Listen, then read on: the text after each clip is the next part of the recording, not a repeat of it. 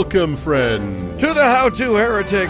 I'm Uncle Mark. And I'm Uncle Dan. And I am Uncle Doug. And this is your user's guide to life being safe on the outside. Yeah, that's right. Leaving religion is the first step into a larger, better world. But it can also be a scary world. Things work differently now. Never fear, that's why we're here. We're your audio uncles. And with help from good friends and experts in all sorts of fields, we are going to share the stories and seek the knowledge to build a great life. After all, you only get the one that we know of, so you better make the most of it. Run! Well, uncles. Hello. We're back. Yeah. They can't stop us. Antifa has not stopped us. Not yet. Antifa. They're trying. Because that's something apparently they also do. I don't know. We've been watching Fox News.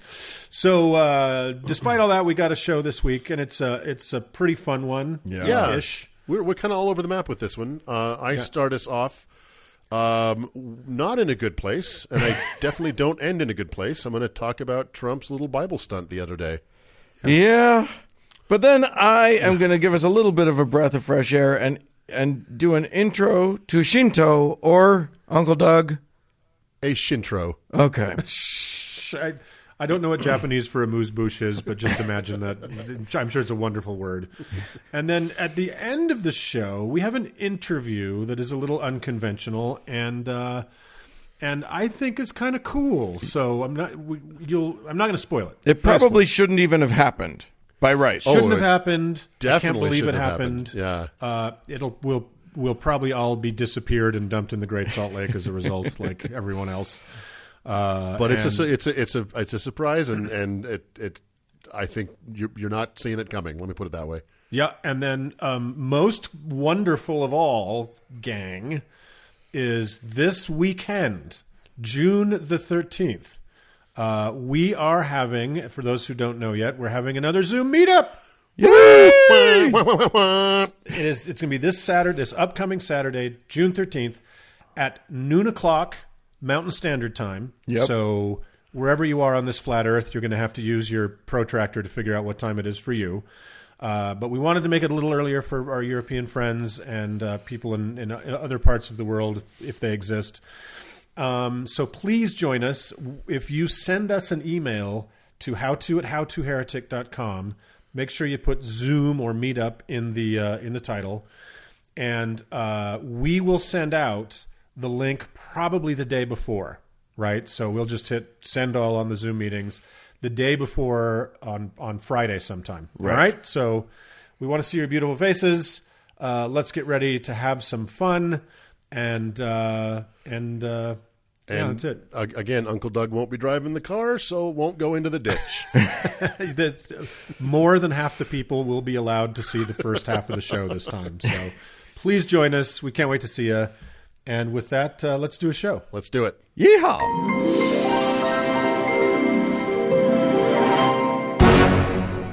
Well, Uncle Dan. Hey.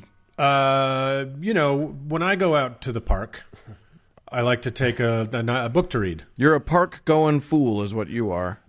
You know me, despite what the judge says, I go to parks. And I like a little reading material on a sunny day. I never learned to read myself. Just You know what? It's not worth it. It's just all bad news. Yeah, I figure when it comes out as a movie, then I can enjoy it. Whatever. That's why you express yourself through dance. It's the truth. That's what I enjoy. You know what, Doug, though? I'm not the only one who never really learned to read, and I think Doug is going to talk to us a little bit about another fellow illiterate. Yeah. Another not reader. Well, dear uncles, in March, we all went into lockdown because of a global pandemic. A novel virus was sweeping the entire world. I don't remember any of this. What's that? I don't remember any of this. I know. Well, it's a bit of a blur. Partially true. The only way to avoid it was to abandon our jobs, our families, our social circles, and our normal daily lives and hide in our houses. When we had to venture out of civic duty, or at least those of us who give a shit about civic duty, we wore masks and gloves. We discarded age-old traditions like hugging and shaking hands. Even, going to bars, restaurants, concerts, and even church have been seriously disrupted, although in the latter case, not nearly enough. Tens of thousands of our fellow citizens have died alone and afraid, and their families have been denied the basic dignity of even having a funeral. Our economy has hit every iceberg not melted by global warming, and families all over our blighted nation are running out of money and hope, and there is no end in sight. In fact, in our fair state of Utah, we had our biggest spike in cases just this week. So, hooray! It was a record number in a one-day number, right, of new infections. Yep. Yeah. So that's almost every day is a new record number.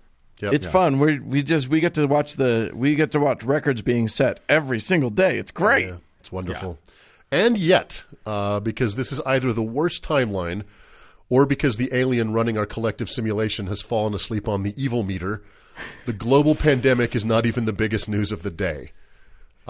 Just about 10 days ago, a white racist piece of shit who somehow, after nearly 20 burning red flags, was still a police officer, handcuffed and knelt on the windpipe of George Floyd, a black man in Minneapolis, Minnesota, and ever so slowly murdered him on camera for nearly 9 minutes. And so now our country has been further torn to shreds by protests of that murder, the inevitable violence and looting that accompanied those protests, and the state-sanctioned violence of myriad heavily armed paramilitary forces on even the most peaceful of protesters. Of course, a major cause and symptom of this rolling disaster is the incompetent, vile, and ignorant leadership that we, in our infinite wisdom, did not elect, but because of a sop to slave-owning states in the late 18th century, managed to squeak his way into the most powerful position in the world, and has managed to make all our worst fears come true.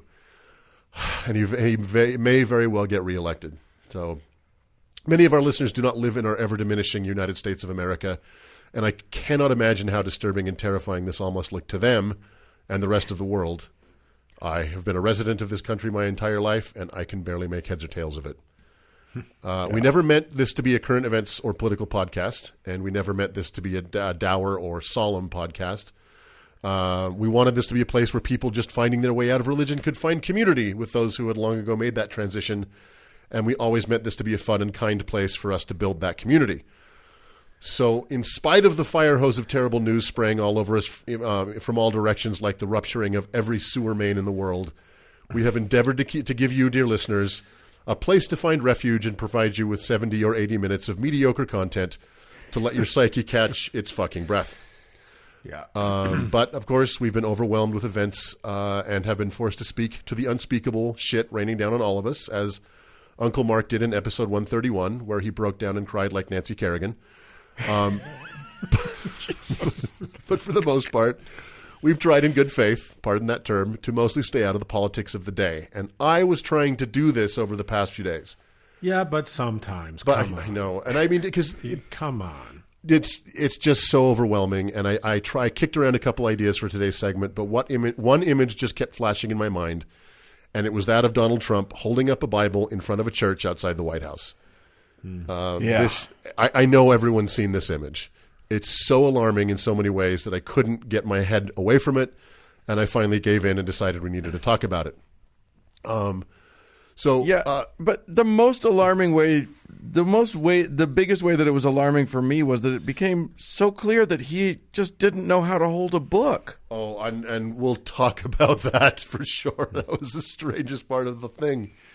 But I want to talk very specifically about that photo op. So for the purpose of this discussion, we're going to take it as a given that there is systemic racism in the United States, that systemic racism is most acute and deadly within our over-militarized and clearly poorly trained police forces, and that white America lives and has always lived in a different reality than black America. So I don't mean to be flippant or dismissive, but, other podcasts and other people are doing great work in discussing and dissecting those issues. So given that this is a religious criticism podcast, I want to stay narrowly focused on that photo op. Obviously knowing full well that the systemic racism and police violence happening all across the country are inextricably linked to it. So yeah, like literally in the moment they were. So yeah. Proceed. Let's start off with how this specific moment came about. A full week after the murder of George Floyd, Ivanka Trump and Hope Hicks, two of the most pointless women since any female character in a Michael Mann movie, decided that Trump, stinging from having been outed for hiding in his bunker for the past several days, needed a show of force. So this lack of brain trust thought it would be a good idea for Trump to stand in front of a Christian church and hold up a Bible. The nearest church was St. John's Episcopal Church, some 900 feet away from his Twitter bunker. There was, of course, one minor problem. In the 900 or so feet between his Twitter bunker and the church was Lafayette Park, where protesters had been exercising their First Amendment rights for a week in peaceful protests against police brutality. There was an elegant solution to this problem: police brutality. And so the avatar of all of our racist relatives, William Barr, ordered that police, some on horseback, all decked out in this year's latest fascist fashion, clear the square with tear gas, rubber bullets, and billy clubs. Of course, Kayleigh McEnany, taking a much-deserved break from calling the police on black bird watchers, has made a big point that it was not tear gas, but smoke from flash grenades mixed with pepper balls. She can, of course, eat a big old bowl of shit. Trump... She does every day. Yeah, pretty much. I think, and the big question for me is, that makes it better? Yeah, it's that. Yeah. This is one of the things that is so frustrating whenever you debate someone about political issues, particularly on the right, like guns. If you want to have a discussion about guns and you misidentify the specific brand of gun or make and model used by a mass shooter, how can we even have this discussion? It's like, God damn it. Okay, that's a different story. Trump began his historic shambling across Pennsylvania Avenue and unintentionally produced what may well be the most indelible photo of his presidency, where he walked in front of a graffiti-strewn wall with several iterations of "fuck Trump" for all to see. That was amazing. On a public toilet, which is just, sometimes it's not the photo op you want, it's the one you get. Exactly. It's the one we deserve. Yeah. He arrived at the church, and after what must have felt like the Baton Death March to him, to have Ivanka pull a Bible from her designer handbag. He doesn't know what that was, but go on. Yeah. And a reporter asked him, is that your Bible? And his response was, it's a Bible. Why the fuck would you choose that moment to tell the truth for the first time in your life? Of course it's my Bible. I read it every day. This is my favorite book. Yeah. I just don't get it. You know how to lie. It's not something you're bad at. You might as well go with that. Yeah. Do you know what that Bible actually is? That is the thing that Ivanka has in meetings, and when you open it, it's got a hole carved out and it's got a cheeseburger in it. So it's like, it kind of keeps him quiet during meetings. Funny. Exactly. Yeah. So to your point, Dan, Trump then goes on to hold the Bible in several different awkward ways. First looking at it as though he did not know what he had been handed, then showing the spine to the reporters, the only spine Trump has ever possessed, as if to prove that this was indeed the Bible. He then shook it up and down, apparently to make sure there was not a prize or cheeseburger inside, before finally holding it up high in his right hand for several seconds. Did you see that moment where he just was trying to figure out which way? It was like he'd just gotten a first-generation artificial arm, and he was trying to figure out which way his hand should grasp it. Yeah. And you could see it took every ounce of his brain power. Yeah. It was the weirdest thing. It literally looked like anyone who has held a Bible before. Like, I would be able to pose with a Bible, no problem. It's such an easy thing. You just, cradle it against your chest or your abdomen, and you just stand there. It's an easy pose. Yes. Or you do the Billy Graham, and you kind of hold it by the spine and wave it as you're talking. Oh, sure. You could do that. You could do basically anything but the three things that he did. Exactly. Would look fine. But I didn't realize that we were experts on Bible etiquette until now. But we are, and he's not. It's just so weird. He might as well have balanced the damn thing on his head. I know. Yeah. And it just pick a lane. Hold it by your side, hold it on your chest, or hold it up. Just pick a fucking lane, you idiot. Yeah. Okay. What seems crazy is that he did not go into the church or get a photo with the clergy of that church, who it turns out were horrified by what happened. Right. And wasn't one of them chased off with the tear gas? Yes. Yeah. They had been offering refuge to protesters. And they were chased out of that church, and so Trump could show up. On the outside, he didn't go in. It's so weird. And he didn't make any motion that looked like prayer. He didn't do any of the things. Or invite one of the clergy to come, be in the photo op. Exactly. And say, we want to make sure everyone's safe, or do anything that a sane fucking person would do. And he didn't have a verse selected to read, which any other president with a functioning communication shop would have done. He just held the Bible like a totem for several seconds and then walked back to the White House. Yeah. So the good news is that this photo op seems to have been a massive misfire and is blown up in his face. Several aides initially claimed credit for the stunt, and then as it fell apart during the course of the day, they all distanced themselves. However, I am not entirely certain that this was a misfire, because I am still trying to figure out what was being communicated in that moment. Trump holding up a book that he has obviously never read high over his head in front of a church he's only been to on his inauguration day is funny to us, but we were not the intended audience. So let's dive into that, let's start with the obvious. Many people have called Trump hypocritical because he's personally so antithetical to what the Bible says, and certainly to the example of Jesus Christ, who said things like, quote, "Blessed are the peacemakers," or "Whosoever shall smite thee on the right cheek, turn to him the other cheek, and love your enemies, bless them that curse you, do good to them that hate you, and pray for them which despitefully use you," right? Fag. Right. In that narrow Right, context, gay. right? By the way, it's a gay guy saying that, okay? I just want everybody to know it was the gay guy that said that. Go on. In that narrow context, okay, Trump is a monumental hypocrite. But Jesus is not the only character in the Bible. And in fact, there are several that are very well Trump-like. Like take King David, for example. In just one story of many that we talked about back in episode 40 in the book of Samuel, King David kidnaps, rapes, and impregnates a woman named Bathsheba. When he finds out she's pregnant, he eventually arranges for her husband to be killed by the military. That sounds pretty Trumpy to me. And of course, for every verse that extols peace and kindness, there are several that justify violence, rape, and slavery. So let's leave aside the hypocrisy issue. Besides the Christians that support Trump of long ago either justified that support somehow or simply shut off that part of their brain anyway. So again, what was it that Trump and those around him were trying to say in that moment? And I do think those are two different things. Trump has obviously never read the Bible. And not being a church-going man, he is not educated or savvy in the the doctrines or mythologies of evangelical Christianity, Or even how you say the names of the books. Truly, Yeah. 2 Corinthians. 2 Corinthians. Boom, Boom, that's the whole ball game. bada Bada bing. So I think for Trump, he was trying to have a show of force, show he wasn't cowering in his bunker, and also wave to his Bible-thumping followers. What's also weird about this whole affair, and this is where it gets, to my mind, starts getting very dark, is who accompanied if it hasn't already. Yeah, I was going to say, this is where it gets dark. Okay. This takes a turn, huh? It's weird. You never see it coming. Yeah. It's weird who did and did not accompany him. So Mike Pence was not there, and I don't know why. I would try to figure out if he was traveling or... But of all the people... It smells like Pence to me. Right? Well, go on. Yeah, of all the people that you'd think would be just down to clown for this kind of bullshit, it's Mike Pence. Right. But he was accompanied by Attorney General William Barr, Secretary of Defense Mark Esper, and even Chairman of the Joint Chiefs of Staff Mark Milley in full battle rattle, no less, decked out in his camo.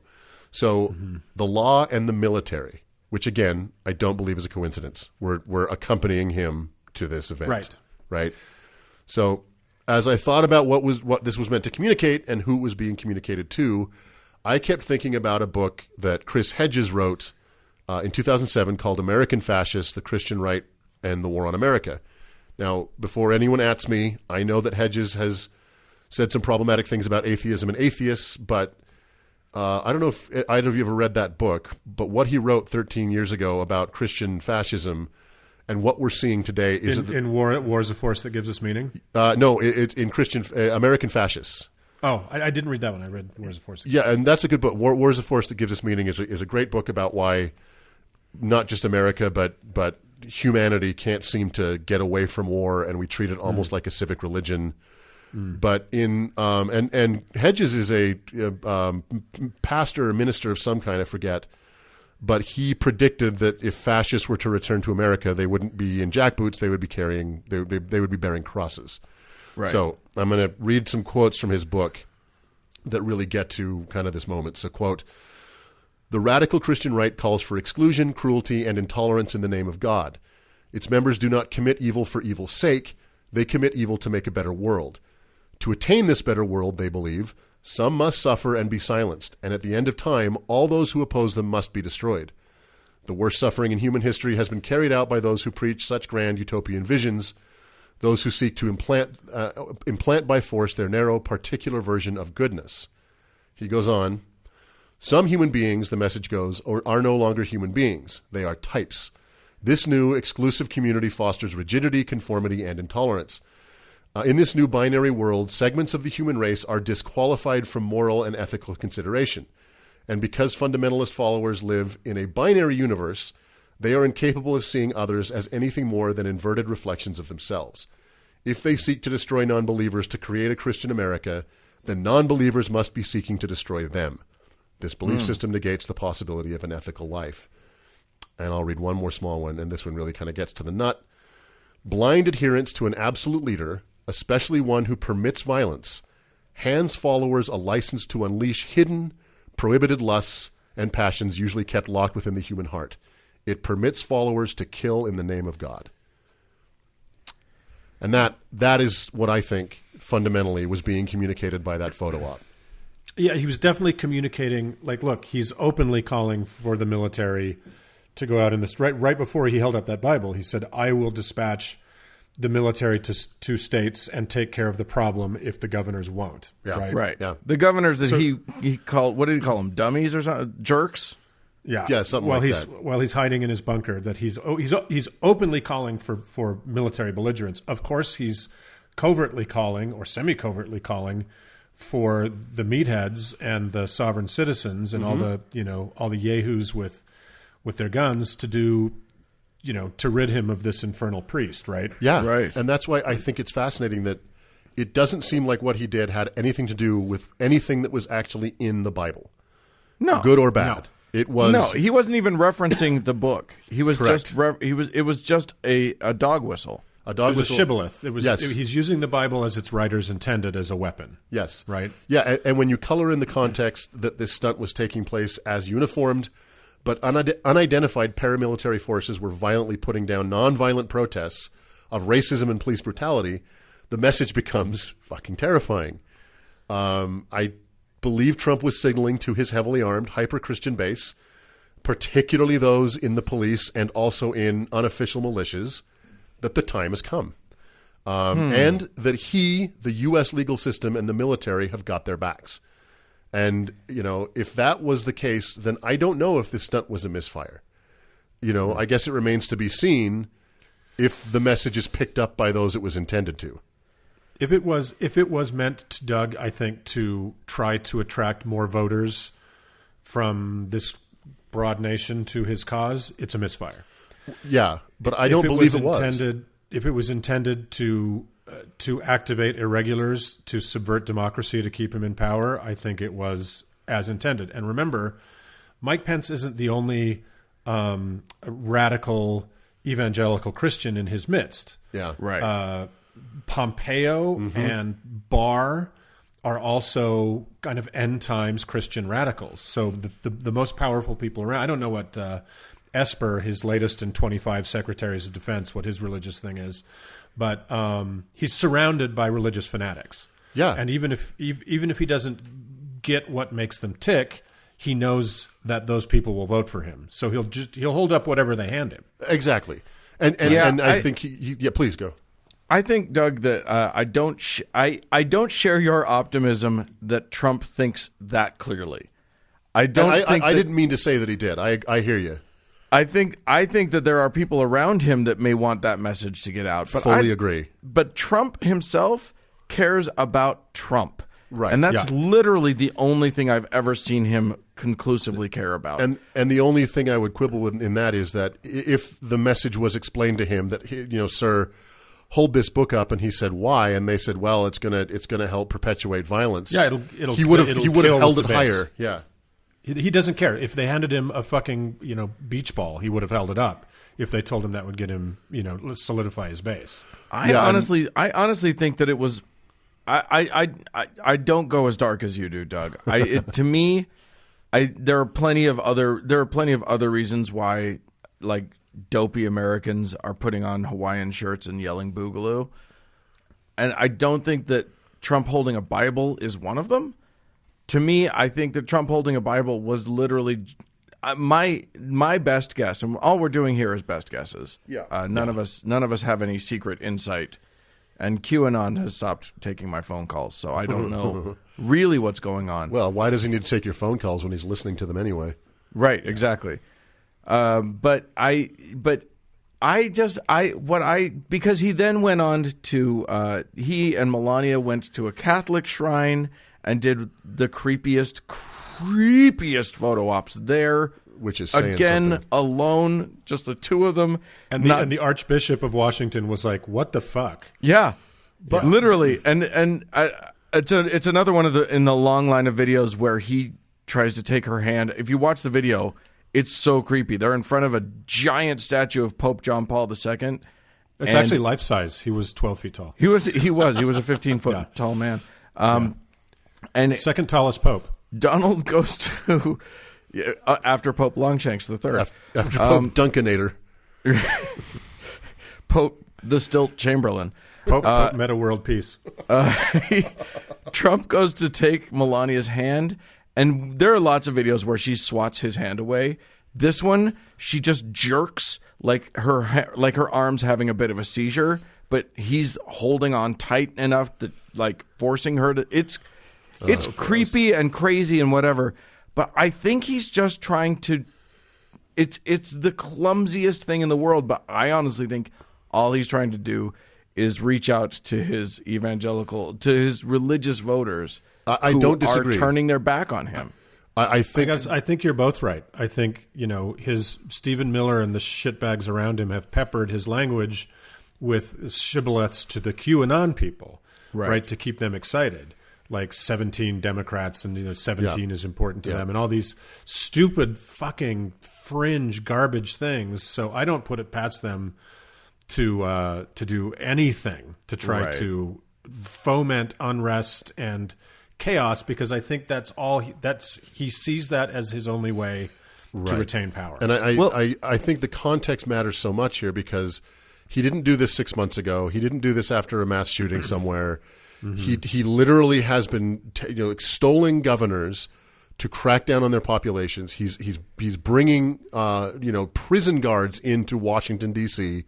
to beat up peaceful protesters. And in the midst of all of that, and then calling for more violence, he goes and holds up a Bible in front of a church. I just don't. After having peaceful protesters attacked before they even had the curfew imprimatur of curfew. Yeah, exactly. Yeah, they didn't even ask them to leave. No, they just attacked. Started gassing. Now, there's one thing that I wanted to bring up, because Doug, you were talking about because somebody mentioned, I think Mark, you mentioned chaos and how this is sowing chaos.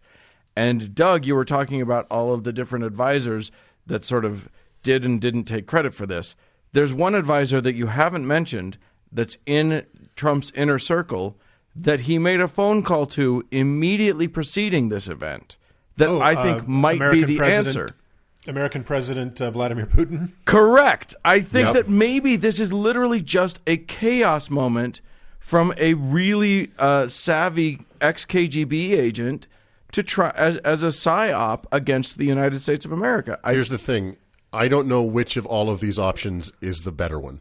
Right. None of them are good. And all of them could be true. And this is the problem with such a dysfunctional fucking situation. Right. Is even guys like us that love to criticize and drill into conspiracy theories are wading into this swamp. It's so dysfunctional and so incoherent that it's a fucking Rorschach test. We can paint anything we want into this madness. Yeah. So this is my theory, which is mine, but I just I saw him holding up that Bible, and of course people have put up the pictures of Ahmadinejad holding up a Quran, or Saddam Hussein holding up a Quran, or Hitler holding up a Bible. And that was Photoshopped, by the way. The Hitler in the Bible. No, there's one picture that was photoshopped that's Hitler holding the Bible, a similar pose in exactly the same pose. But there are plenty of pictures of Hitler holding up a Bible. Yes. And those are, of course, apt comparisons, unfortunately. Yeah. But, of course Trump doesn't know the historical context or anything like that. Duh.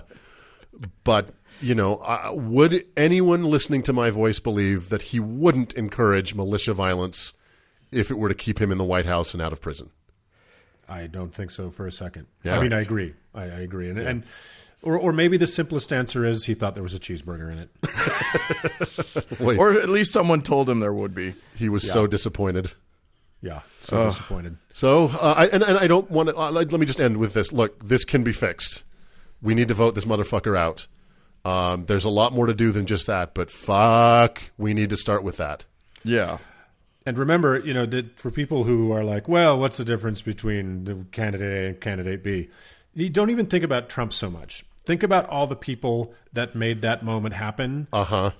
Jared, Ivanka, Pence, Pompeo, Barr, Stephen Miller. Carson. When he goes, they go. Yep.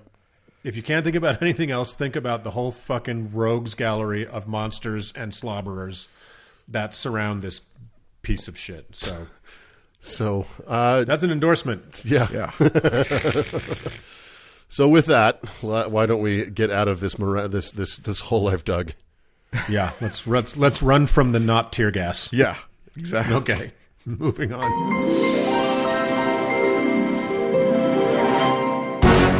Uncle Mark. Yes. In this time of lockdown, one thing that I have been missing greatly is sushi. Can I tell you something? Jesse and I, we ordered curbside from the greatest little sushi place in Salt Lake City, Takashi. Oh, yeah. They're still open and doing it. That was last night. Oh, my God. I might do that tonight. Miso soup nearly made me cry. Yeah.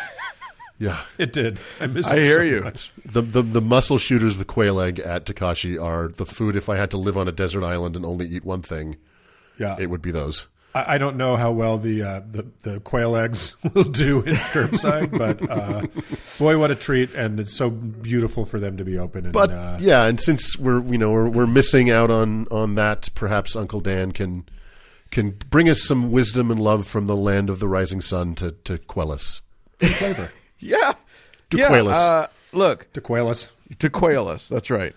Listen, we've looked at gods and religions from all over the world for this show. We've looked at Norse, Mayan, Greek, Egyptian, Roman, Hindu. We've covered everywhere. Yeah. But I realized I couldn't remember us ever venturing into the ancient power and wisdom of Japan. Now, I don't think we have much. You did the horrible self-mummification thing, but I don't think we've drilled too far into the philosophical end of things. Yeah. So, I figured, well, I'll just look into that. Now, I need to admit right from the top that before I started researching for this segment, I knew almost nothing about Japanese history. I knew a little bit about like World War II. I'd watched enough TV and movies to know something about emperors and important people called shogun and samurai, and that they were all saved by Tom Cruise somehow. Yeah. Matt Damon was apparently busy saving China. It was all just kind of jumbled up and confused in my head. I was equally clueless, or maybe more so, about Japanese religion. I knew that there was such a thing as Zen Buddhism, and that when I had visited the Zen Center here in Salt Lake for a fun little sesh, it involved sitting on the floor and chanting a bunch of words I didn't know from a little chant hymnal for what felt like 3 days, but was probably less than 20 minutes. And I knew that there was this religion called Shinto, and that was it. I knew it existed. That was about all I had. I mean, I knew slightly more than that. I mean, friends who have come back from Japan fresh with their new cultural learning have explained to me what had been explained to them, which consisted largely of this. Everybody practices both Shinto and Buddhism, and nobody has a problem with that. Shinto is about life, so your living ceremonies like weddings are Shinto ceremonies. Buddhism is about things beyond life, so funerals are all Buddhist. And that's about the extent of it. If you got the really good tour, you learned that Shinto had shrines and Buddhism had temples, and they're sometimes right next to each other. But what the hell is Shinto? What are the beliefs? What are the rules and moral codes? Who started it? What's the story, Kenzo Mori? There's a little Japanese-Canadian journalist joke there. I don't know. I'd really searched for that way too long. People love those. I used so much time to get that dumb joke. Anyway, here's the thing. One article I read described Shinto as, quote, prehistoric, which makes it sound like it's one of the most ancient religions in the world. And maybe it is, but how would we know? Because the thing is that the word prehistoric just means that the religion predates written history. And here's one of the facts that I only just learned doing research for this. Japanese didn't have a full-fledged written language until the 8th century CE. Really? What? That's what I said. I was blown away. And about that written language, it was Chinese. Basically, the far more advanced Chinese ventured over to Japan from the mainland and were like, hey, check out these backwater country hicks. I guess we'll help them civilize themselves. So, after centuries of, doing business and whatever, the Chinese eventually taught some of the Japanese how to read their language. Then, eventually, the Japanese adapted the Chinese characters for their own purposes. So, if the Japanese kanji, that's the written characters of their language, look like Chinese to you, that's because they are, in the same way that English is written using Latin characters, except for our nasty Arab numbers. So, what a mess. yeah, it is. It's very interesting, but I had no idea that they had no writing until then. So, all this is to say that we don't have any records from Japan that predate that time. Not any written ones, right? Right. Records, yeah, exactly. Other archaeological stuff. The earliest written history of Japan, the Kojiki, was put together sometime in the early 700s. For me, a guy who's used to talking about things that are claimed to have happened thousands of years before the Common Era, that feels like yesterday. So, what we have of Japanese history before then is, well, spotty. Written histories are often misleading and favor the viewpoints of the writer, but we can at least compare multiple accounts in the hopes of getting some sort of facts right. But oral histories are, well, let's just say that my family can't agree on whether Grandpa's famous turkey incident happened on Thanksgiving or Christmas. So I don't hold out much hope that a history passed down in a centuries-long game of telephone is going to be overly reliable. Don't the police records say which one it was? We just don't look at it anymore. It's too painful for everyone involved. So, with all of that preface, let's talk about Shinto. The word Shinto is actually Chinese. Oh, no. Yeah. It's a combination of Shen, and don't at me about my pronunciations of anything, which is the Chinese word for God or gods, and Dao, as in Taoism or the Tao Te Ching, meaning way or path. So it's the way of the gods. The reason it's a Chinese word is that before the Chinese showed up in Japan, they really only had this one religion, and everybody believed in versions of the same thing, so they didn't have to name it, but because there was nothing to differentiate it from. When the Chinese showed up, they had a few different religions going on. Confucianism was big, and so was Buddhism. So the Chinese needed a way to talk about what the Japanese people were doing religiously, so they named it the Way of the Gods. It's like white privilege in Utah. I mean, why do we even need to put a word to it? Right. It's just the way of things. It just is. Exactly. In Japan, the practice is sometimes called kami no michi, which is just the Japanese version of the same phrase, Way of the Gods. So, with that being the name, let's talk about the, quote, gods of Shinto. What we're talking about are known as the kami, and I don't think that God is the right word to really translate that to, though I'm at a total loss to come up with a better word. They're sometimes called spirits or holy powers or even just phenomena. A small number of kami have quasi-personified forms in some of the old stories, but they're usually not people, except that modern Shinto priests also sometimes totally anthropomorphize the kami. So I guess dealer's choice on that one. The kami are magic, for sure. They inhabit all kinds of things like mountains or trees or doorways or important people or roads or your ancestors. You just kind of stick them where you want them, I guess. They control weather phenomena like snow or tsunamis. But interestingly, unlike the gods of pretty much every other theistic religion I've read about, they're not beings that really establish a personal relationship with people. Unless they do. But they don't. I mean, sure, you might go to pray to a kami to ask for good luck when you're taking your final exams, but you don't expect much. Mostly, Shinto believers spend their time trying not to piss the kami off. Because those shits are mean sometimes. Basically, you go to the Shinto shrine to show the magic spirits that you're nice and respectful so they don't drop a tree on your house, which they might anyway. Because here's the thing. Kami are not moral characters. They aren't good or bad. They just are. It's not good or bad that the kami of the tsunami just sent a huge wave that destroyed a bunch of stuff.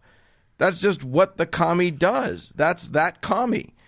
It's not a moral judgment that happened. That if you get a good rice harvest, that's not a moral judgment or whatever. That's just you're just glad it happened. You're glad that the kami of the rice helped you out this time. Yeah, and that's how it goes. He was in a good mood today, but tomorrow, who knows? Right. Yeah. Exactly. And it's easy to piss these guys off, and not easy. Like, you don't really get anything good out of them. You just hope for not bad more often than not. Now, all that said, there are some main mythological figures in the kami pantheon. Everything started apparently with Izanami and Izanagi. These are the creator kami. The islands of Japan were created, for example, when those two dipped a spear into the ocean and some mud fell off, and that made the islands. From there, they created everything else. Izanami, the female, though some say that they're actually genderless or two-gendered, but yes, for the most part, she's the female one. She gave birth to the fire god, which was careless of her because she was instantly burned to death. Oh. At which point she went on to the underworld, but her brother/lover, Izanagi, didn't want to lose her, so he followed her down there and found her in the darkness and said, "Hey, come with me." And she was like, "Cool, just, don't look back at me." And then they're walking and he does look, and she's covered in maggots, I guess because she's dead. And then 8 terrifying female kami emerge from her and start chasing him, and there's a big chase, and he keeps throwing food to them, and they keep pausing to eat it, which slows them down. Story and finally took a really weird turn. Right? And then he manages to get out of the underworld, slamming the door behind him so that they couldn't get out. And then he washes himself in the ocean because purification is very, very, very important in this religion. Now, does that sound like it has echoes from Greek mythology in it or ancient Chinese? Is it possible that other people's stories got mixed in? Well, duh. This is what happens when you don't write down your own shit. Other people's shit gets mixed in, and then you've got a jambalaya of nonsense. Anyway, Izanagi at some point gave birth to the sun goddess Amaterasu. God damn it. These are hard. But wait, wasn't Izanagi the male? How could he give birth? Well, yes, smartass, he gave birth to her out of his eye, so there's no need to make it weird. Oh. So, and Amaterasu is a super important kami because she was the mother of all the other kami. She's the sun god, she's the goddess of the sun and the universe, and basically everything important. And, oh, by the way, all of the emperors descended directly from her, which is why you're not supposed to question them or ever wonder if they're really all that special, because they super duper are. So maybe that is the point that makes Shinto a religion. Maybe the primary function of a religion is that one group can use it to subjugate another. I'm not going to get into Japanese political and military history, but Shinto has been used by the ruling classes as a way of quelling dissent on and off for a minute. But here's the thing. Other than some undefined ideas about nondescript spirits that may or may not care about you and your needs, there's not much to Shinto. There are no doctrines, no rules or moral codes to live by, no supreme or divine edicts or ways of conducting oneself. There's really not much to make it a religion at all. It barely goes beyond just basic observation of the world and nature. And as a matter of fact, I'm hard-pressed to see what the point of it is beyond kind of giving folks something to do. It's like the Japanese took their observations and applied the human evolutionary mechanism of agency detection, but then didn't apply the human need for it to mean anything, which I think is kind of cool. They're basically just like, the commies, huh? Right? Am I right? And that's about it. Well, it's so funny, because you were saying about how it's been used in society, because when I was doing research for some segments a while back about 20th century dictators and, religion versus atheism, I was looking at the Japanese, the Imperial Japan in the Second World War, and they kept, the articles kept talking about how Shinto was instrumental in this kind of belligerent idea of Japanese nationalism. Right. I'd be like, oh, okay, great. What about Shinto enabled that? And I kind of couldn't find anything. Yeah. It's just kind of like, it did. It was mostly because when the Japanese emperors came back, that's what they hinged it on.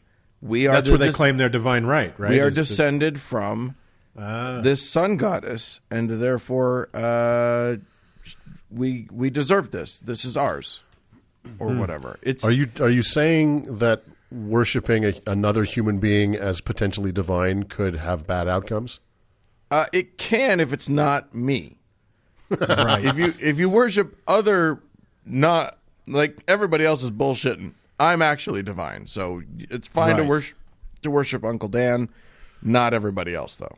Gotcha. You're divine. Actually, I think we're talking about the kind of 80s club celebrity culture phenomenon, Divine, the drag persona. Yeah. That's and me. John Waters, regular. Yeah. Awesome. I love it. Divine handed that mantle down. I have seen Uncle Dan in drag, and I didn't hate it. That's true. Yeah. We both have. Everybody's seen Uncle Dan in drag. I've been in drag than... It's very silly. I've been in I've done drag a lot. Anyway, that's it. Oh, that's interesting. That was my introduction to a religion that I'm not 100% convinced is an actual religion. Well, that's a first on our show. Yes, indeed. So get Shinto, everybody. It can clearly mean whatever you want it to. Let's put them on the list. Yeah, put it on the list. All right, let's move on.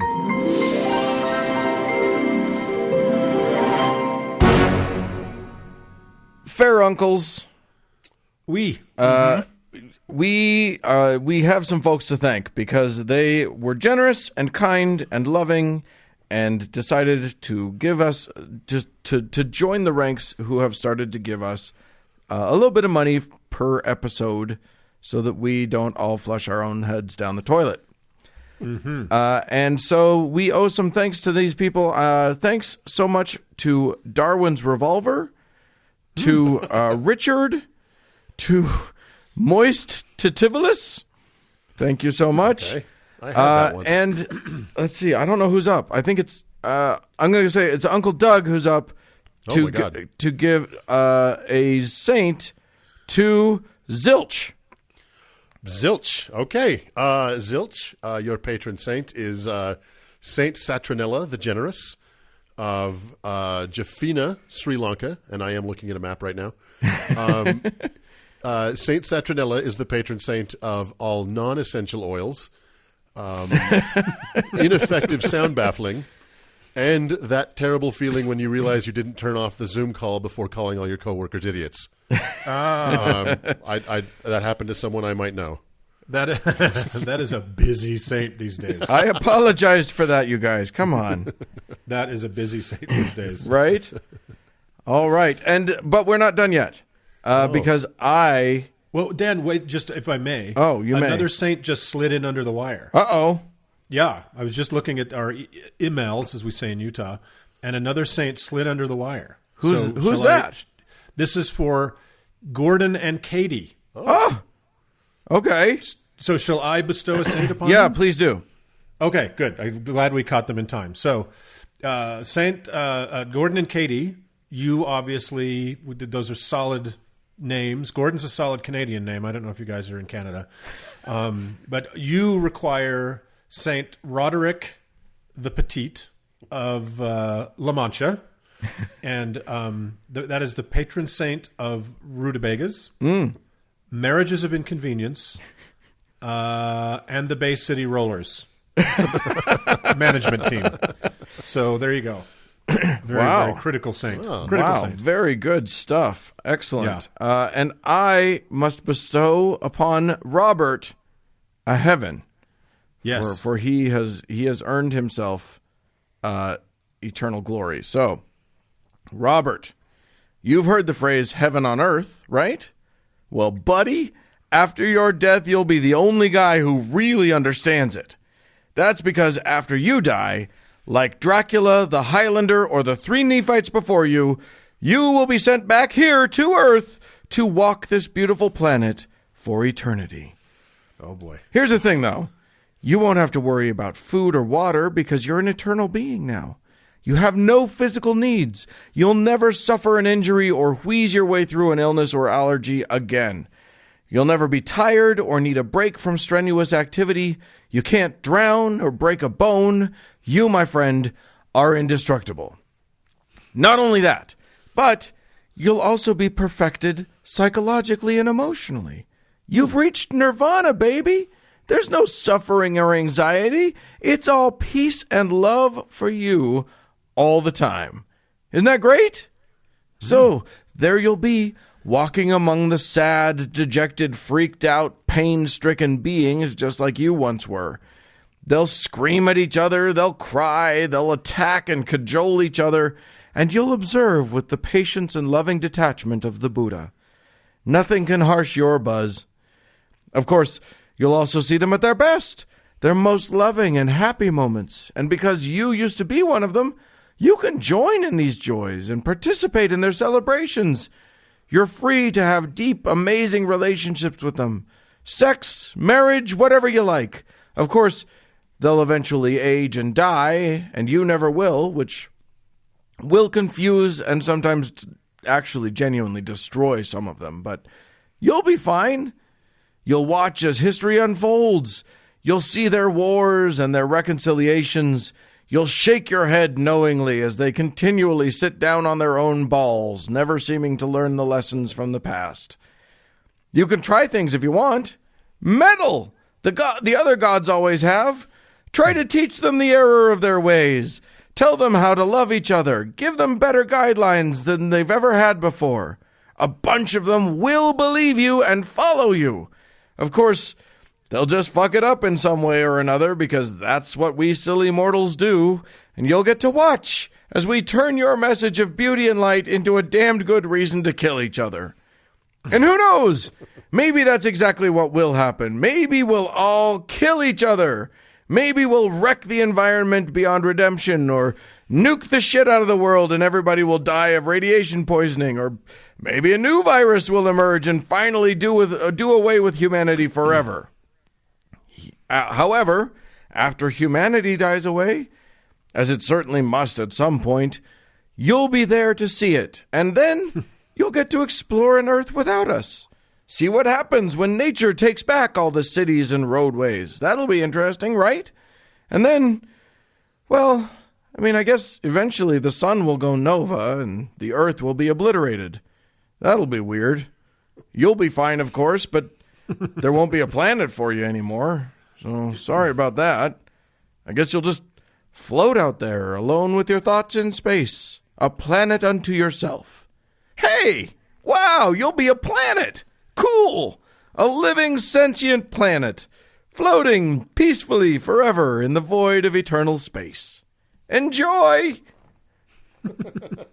So he's kind of the Highlander. Yeah. Yeah, I like that. Yeah, There can be it's- only one. Yeah, exactly. And there you can just doing the backstroke through the eternities. Yeah, and you want to be the Highlander of Highlander Part 1, not Part 2. Or the series. I'll tell you on about that. I wanted to do a Highlander children's show, like a children's cartoon, but the catchline is there can be only fun. I was going to do. I was hoping you were going to say version. that they were going to murder each other until there was only one child left. Well, that's kind of just how life is these days anyway. I was going to do a Spanish language version, and the tagline was "There can only be Juan." Okay. Okay. It didn't have to go there. It didn't have to become racist, but I guess that's what you do. That's what we do here. Anyway, thank you guys, all of you donors, so much for all of your beautiful donations. We appreciate you the most. If any of the rest of you would like to be so mostly appreciated, you may do so by going to howtoheretic.com, clicking on the support thingy, and that takes you to the Patreon thingy, and then you can sign up and choose whatever level you want to contribute, and we will lavish our praise upon you. That's right, because the only color the uncles see is green. Yep. Well, or stars. We like stars. Go ahead and give us 5 stars on any of the places, and we'll love you for that too. We sure will. Thank you Yep. so much, you guys. We love you. Let's continue.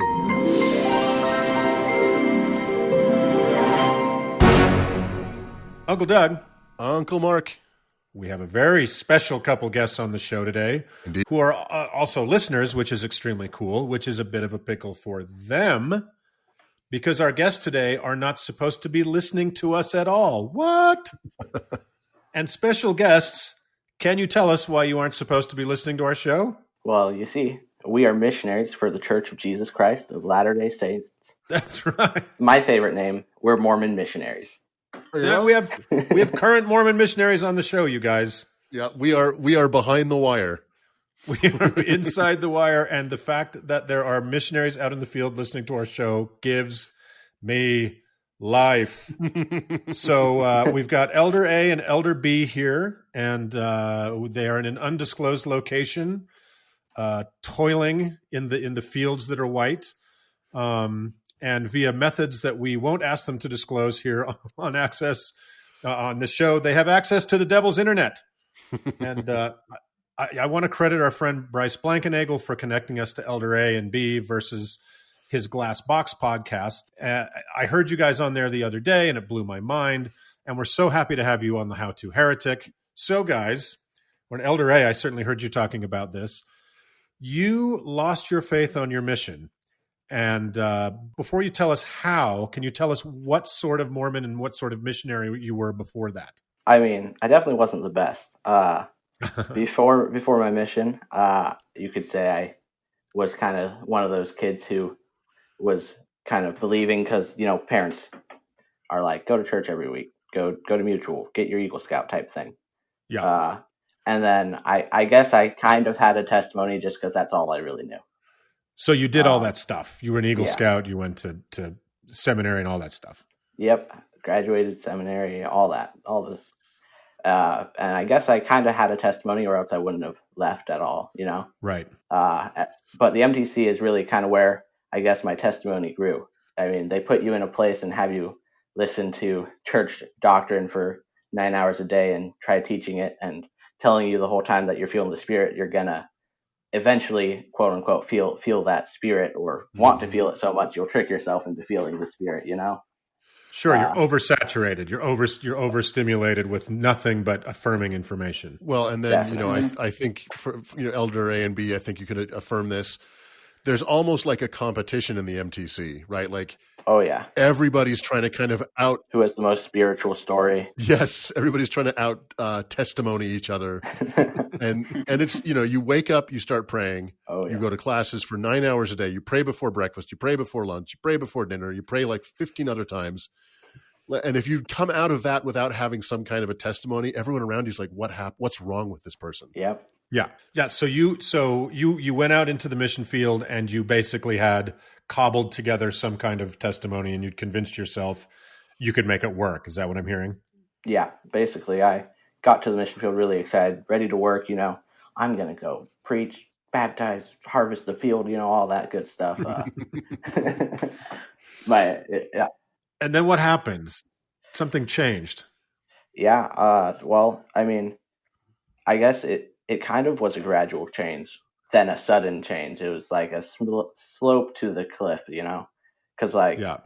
I got to my first area with my trainer, and he wasn't as hard of a missionary, that I wanted to be. And so I remember my trainer, I got mad at him. This is just kind of to prove how much I kind of had believed back then, how much I really believed back then. I got there, and my trainer, he wouldn't wake up at 6:30, and I was really mad at him for that. And then like a month into us being together, he did the unthinkable and downloaded a YouTube video onto his phone at the library. And I almost called our mission president over it. Oh my God. I didn't, luckily, but I really was close to it. Well, and for people who don't know, and this kind of speaks to the predicament that you guys are in right now, for people that don't come from the Mormon experience, it is very snitch based, right? And the mission is the most snitch based part of Mormonism. Like you're there to really spy on each other, right? Yeah, that's the whole reason why they put us together in Paris. That's right. Yeah. So walk us through. You were the gung ho greenhorn who was. Oh yes. I can't imagine how annoying you were to your trainer. I felt so bad, and I served around him again near the end of his mission, and that was after I had kind of lost my faith, and I had definitely chilled out as a missionary because of that, and we became pretty good friends after that. Sure. Oh, that's good. Yeah. So I'd repented of my sins. So what happened to challenge your faith other than seeing him download a YouTube video? I guess really just the whole culture of being a missionary is the church hiding information from you about the history, going door to door and having people bring up that information. You try to sell them on the Book of Mormon, but they'll hit you with some quote unquote anti-Mormon doctrine. Oh, Brigham Young was a polygamist. No, to you can't say that. You're not allowed. That's not true. We don't do that type thing. Right. I guess the first real encounter I had with church history was a guy in the same area where someone else gave me the CES letter. I'll get to that in a second. We went over to his place for a lesson, and he had set out chairs. He was a really, really believing Christian. I think Baptist. I'm not sure.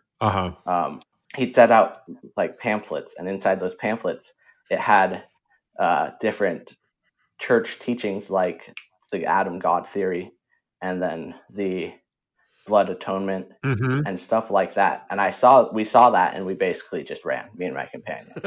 We're like, man, I hate that everyone just tries to anti us all the time, Right. And then I get another companion. I'm still in that same area, and we're tracking actually around that guy, like one neighborhood over, and knock on someone's door, and we start to give our spiel. We're the missionaries from the Church of Jesus, blah, blah, blah, blah, blah, blah, blah. Come and join our church and give us 10% of your money. Right. And he's like, oh, you guys are Mormon missionaries here. I have some questions I want you guys to answer. And he walks back into his house for a second, and he goes and he grabs a copy of the CES letter. And that's something that I had heard about. Just kind of, I've heard the name. I didn't really know what it was. And for sorry, I'll interrupt you for 1 sec, Elder Ray. For non-Mormon listeners, the CES letter, and we'll include a link to it in the show notes here, is it's kind of like Martin Luther's 99 Theses, right? It's a faithful Mormon an ex-missionary like did a mission like these guys, had some questions about the provenance of the Book of Mormon and early church history, and had a family relative prompt him to write a letter to a church education service person, System, right, Doug? System. Yeah, church education system. And it was the president he wrote the letter to the president, Jeremy Runnels. Yeah. And this letter is basically asking questions about a lot of very problematic things in Mormonism, especially early Mormonism. A lot of plagiarism in the Book of Mormon. Yeah. And so he wrote this in an really believing earnest attempt to get some answers, and he never got one. So that's what the CES letter is, and it's available online. We'll include it in the show notes. But anyway, sorry, continue, guys. No, that's all good. So he gave us that copy of the CES letter, and just kind of out of, I guess, we didn't want to look like we were rejecting his gift to us because we had just gave him a copy of the Book of Mormon, and so we took it and we. It's just manners. It's just manners, yeah.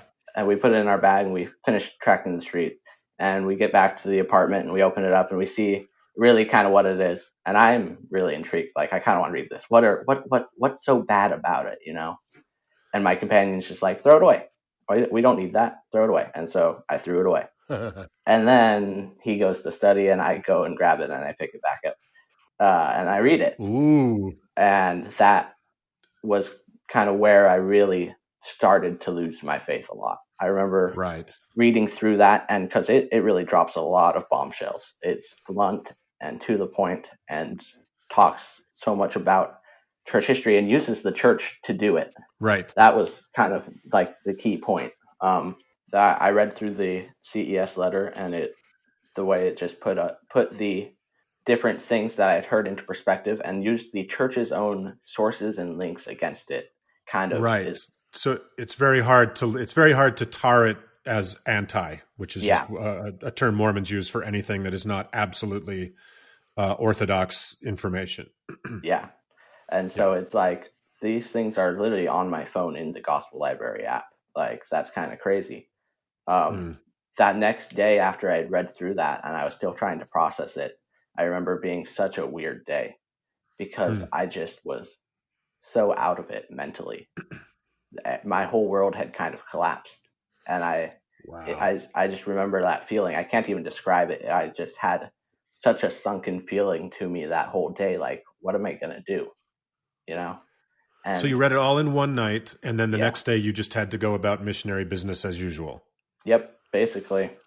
Oh, and just so our listeners understand the lonely place you're in, or you were in, Elder A, is that you if you were to go to your mission president, who is the person you're supposed to go to with troubles and problems and concerns, if you were to say to him, "Hey, I read the CES letter," and you would be in colossal trouble, right? Oh yeah. And so you couldn't write home. You couldn't talk to your companion about it. Mm-hmm. You couldn't talk to your mission president. You had to live in your own head with this, right? Yeah. I mean, how lonely was that? It was definitely a hard couple weeks processing it. I did have one awesome friend back home, who I was able to get in contact with and talk to a little bit about it.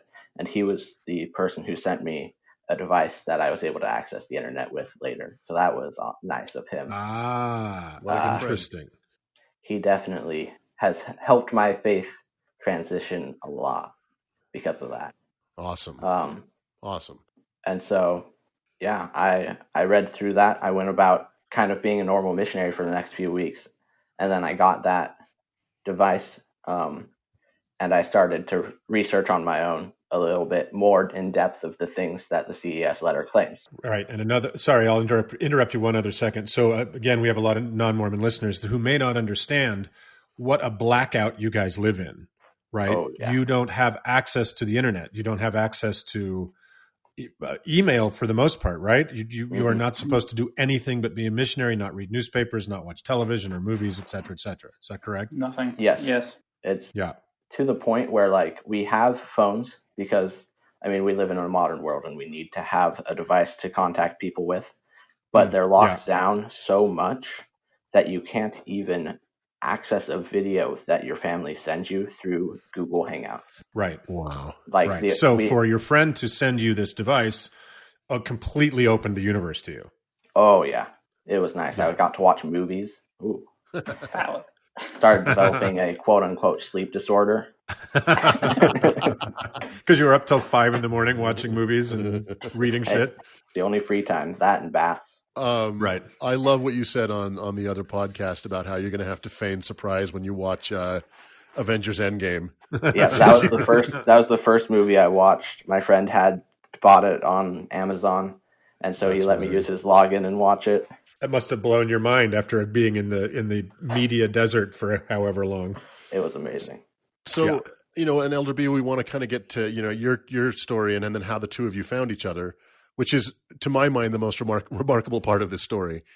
But, Elder A, once you came to this realization, you're like, okay, I don't believe this stuff. If that's the place you got to, was there any consideration in saying, I'm done, I'm going home? Or did you, or did you decide, well, obviously you decided you had to stay. So was there a moment where you thought about throwing in the towel? Definitely. I definitely hit that point where I'm like, I really don't believe this anymore. And I thought about going home, but I thought about my mom and my dad, and they are stalwart fanatics. Yeah, they are insane. Fanatics, you'd say. Yeah. My mom is like the type of person who goes above and beyond to research things about the gospel and try to like bring it, like things like Heavenly Mother and like the deeper doctrines that makes her feel so spiritual anyways. To the point where, and she's always been this way. She's just very controlling and very controlling about about her kids.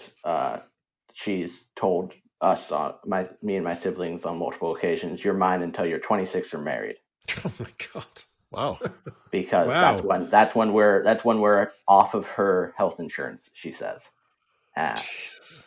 So you're better off staying out there. I really am, honestly. Like, that's so fucked. Yeah, that and a couple other reasons for staying out. Yeah, it gives me enough motivation to keep acting. Can I ask how far along you guys are in general terms? If you just want to give me, do you have half a year left, 3/4 of a year? I'm on the downward stretch, around-ish the half year mark left. Gotcha. Yeah. I'm near the end, close to the end. Yeah. You can smell the barn. You're almost done. Home stretch. Yeah. Yeah, well, that's got to be some relief. Yeah, definitely is. So, Elder B, is your story somewhat similar to Elder A's, in as far as like you had faith when you were there and you lost it in the field? Well, no. My grandparents, they offer a lot of stuff to their grandkids to go out, so I did, and I got a bit of a testimony in the MTC, but that died pretty quick, and then I've just been faking it for a long time. So basically what you're saying is you're for sale. Basically, yes. Yeah. Look, everybody's for sale. We're just haggling over the price, guys. Come on. And I got a good price, so I'm all right. If it's not a pair of jet skis, then I think you sold yourself short.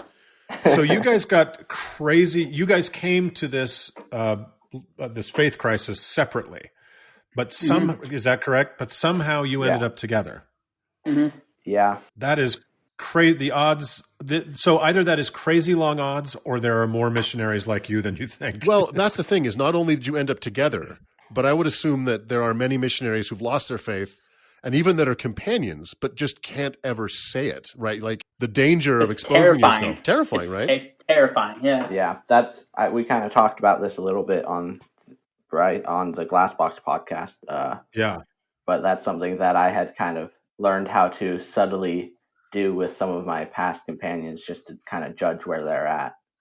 I remember you said something like, why don't we read up on the first vision? And there's more versions of the first vision. Isn't that strange? Yeah. But Elder B is the first one that you got the desired response out of. Is that correct? Yeah, it was funny because we were talking about the Come Follow Me, that the Book of Mormon Come Follow Me, and the typo that they printed in the print versions. Do you guys know anything about that? I for some reason I think I do, but remind me. So in the first print versions of the Come Follow Me for the Book of Mormon, obviously the Book of Mormon has a lot of stuff in there that's not okay. Like the White and Delight sub in Second Nephi is the example that I'm trying to bring up. And so during that portion of the Book of Mormon, when they're teaching about it in the Come Follow Me, they have a paragraph in Come Follow Me, the printed version, that says basically the Lord cursed them with dark skin because they were wicked. It basically says that. I could go pull it up if you guys want me to. Well, And it sounds less like a typo than a Freudian slip. oh yeah, right? well that they say it's a typo. And so Less like a typo than doctrine. yeah. So Yeah. I'm curious. So you guys get put together, right? Mhm. And Elder A, I seem to remember you saying that you had your suspicions about Elder B Yeah. from before you guys were put together. So what was that suspicion? And then when did you just kind of like, how did you get to that moment where one of you said to the other, guess what, dude? Day one. It was like, Oh, really? Oh, wow. It was day one actually. It's funny because so before we were companions, we served around each other, and they had exchanges with us, and we were all together in an apartment, and we stayed up like till like 5 just talking about a bunch of different stuff. And from that I could kind of tell, like, I feel like if I were to be put with him, I would be able to either A, convince him to stop believing, or B, he already is no longer believing. Right. And so we got together, we started talking about that. And I think just at one point, Elder B turns to me and is like, so do you even believe in this? And I was kind of like shocked. And I was like, not really. And then we just went downhill from there. And You guys must have been so relieved Oh my to goodness. finally have somebody to say something to, right? Oh yeah. It was glorious. It was Glorious, exactly. so nice. It was a spiritual experience. Definitely the Spirit was involved in us getting together. I mean, the mission president prayed over who he should put together, and he put us together. So, I mean, And he was right. he was right. And he was totally right. So I want to talk for a second about, I sent you guys a couple links beforehand. One was to our segment in episode 50 about blood atonement. And one was a sillier one in episode 132 about the Moon Quakers. And I just want to have a quick discussion about what Mormon missionaries, we've already touched on it a bit, what Mormon missionaries really know about the church before they're sent out to sell this thing. And obviously, Elder A, and I imagine Elder B, you didn't really know any of the stuff in the CES letter. None of it. None of it. And things like, as you mentioned, Elder A, white and delightsome. Like the church's horrendous history involving race relations that really only technically, and I'm using air quotes to the point I'm dislocating my fingers, ended in 1978. But you guys, did you know anything about that? I did not. Anything about that? Nothing. No, Right. we knew nothing about those kind of things. Wow. And I gotta say, like, my mission predated the internet, and that makes me sound very old, but the internet isn't that old, so don't judge me. Whatever, dude. So there were people who knew anti-Mormon stuff, and they would spring it on us, but I can't imagine what it must be like in the age of the internet, in the wake of the South Park episode, and you know what I mean? Like, to go out there and try and talk to people about the gospel, knowing that they probably know more about actual church history than most missionaries. How hard is that? Yeah, I've definitely seen myself and other missionaries struggle with that a lot, especially when going out and proselyting and going door-to-door tracting. I've had companions who get really frustrated at just the amount of anti-Mormon doctrine is brought up to us while we are going door-to-door. Because Right. almost every person that knows about the church will bring something about like that up. It's like, oh, you guys are them polygamists, right? Or just so many different things about the church history that You can't teach those people. so many things about church history that we just don't know. We've never been taught about. We have never been taught how to answer these questions. That's so crazy to me. Like, it's handicapping you. You did not know that Brigham Young was a polygamist. No. That's just crazy. How's that? It's insane. Okay, so let's move forward. You guys have found each other. Yeah. And you've been stuck basically in the apartment, I assume, during COVID. And so that's lifting. You guys aren't going to be together forever. That's just the way it works in the mission. Sadly. I guess the question is, you're going to go home eventually, both of you. You're going to have to go home. You're going to have to do your homecoming, where you're going to have to get up in front of everybody in the ward and everybody you know. Oh man. And bear your testimony. I mean, have you guys given a lot of thought to like what's the life after the mission and how you're going to navigate that? No, not really. It's stressful enough out here that you just need to take it one day at a time just to try to function. Right. Yeah. Yeah. That makes total sense. I completely get it. And you know, it's kind of, you guys are kind of behind enemy lines. Not that Mormons are technically enemies, but it's that's probably the closest analogy I can come up with, is you're kind of spies behind enemy lines in World War II, right? And you just got to get through it. And I think whatever you have to do to get through the day to day is just completely fine.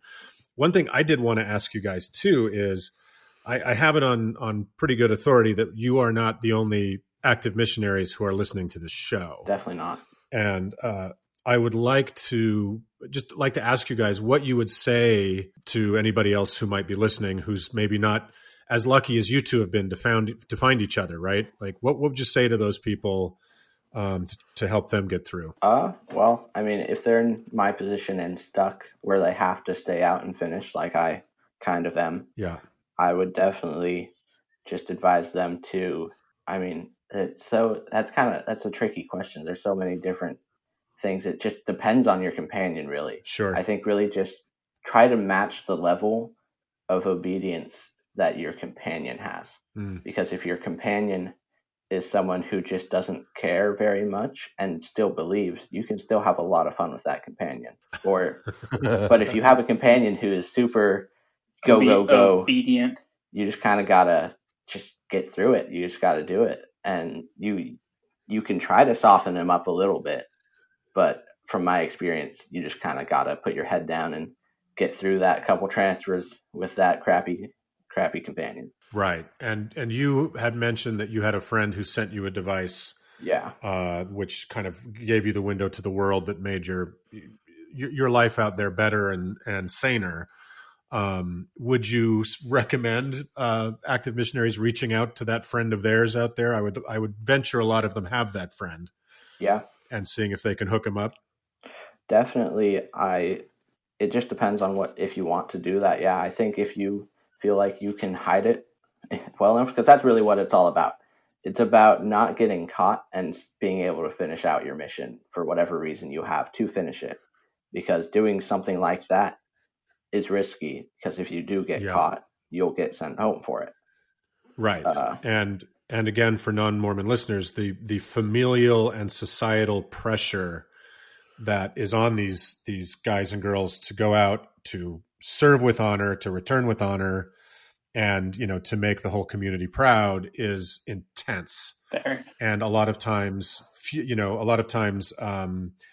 resources are tied into that. So do you want to go to college? Do you want to, have a car, et cetera, et cetera? So there's an intense amount of pressure and coercion brought on people like Elder A, who maybe didn't want to go in the first place.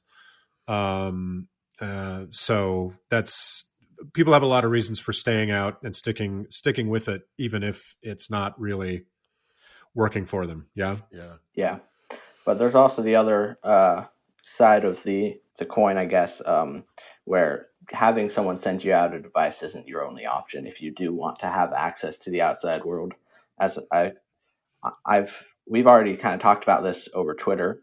We tweeted back and forth. Yeah. And I was able to find a way to get through the church's software that locks down the phones. And so if any missionary out there wants to have me walk them through that over email, they can just email me. Yeah, go ahead and say. At brokenmissionary@gmail.com. It's really kind of simple. and I'd be happy to help as long as you actually are a missionary.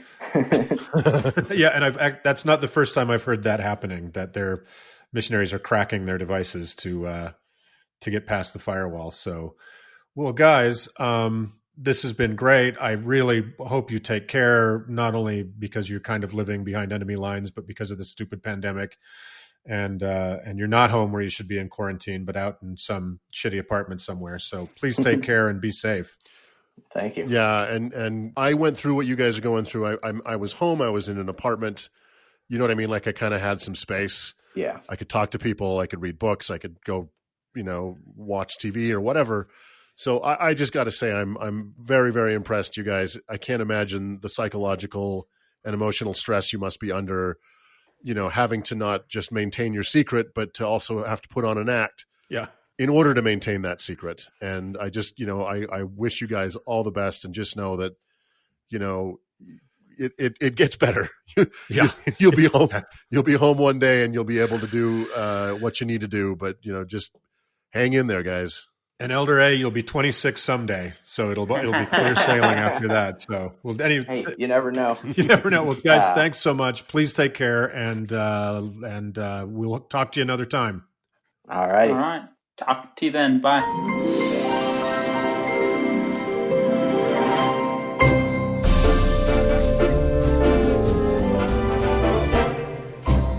Well, friends, that's it for this week's show.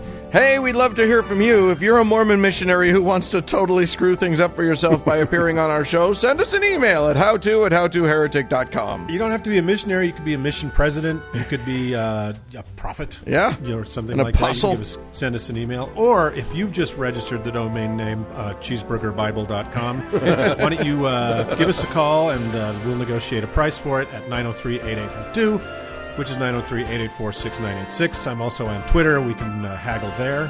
And a hearty thank you to our most beneficial and lovely patrons. And a big thanks to the Cheeseburger and our Bible, Cody Layton, for editing the show. And thanks to all of you for tuning in, friends. Cheeseburger Bible. Bye, friends.